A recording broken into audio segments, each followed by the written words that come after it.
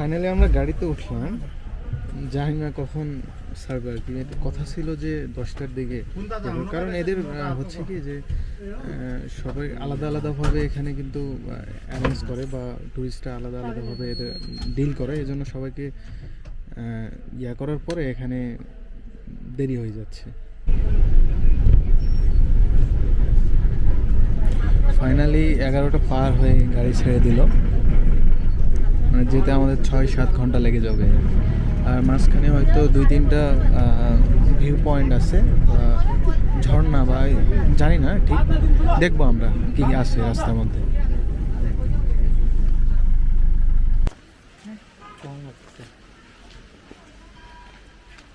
ঝর্ণার নাম কি নাম জানা নেই। আমরা 1 ঘন্টা একটু বেশি, 1 ঘন্টার একটু বেশি ড্রাইভ করে একটা জায়গায় আমাদের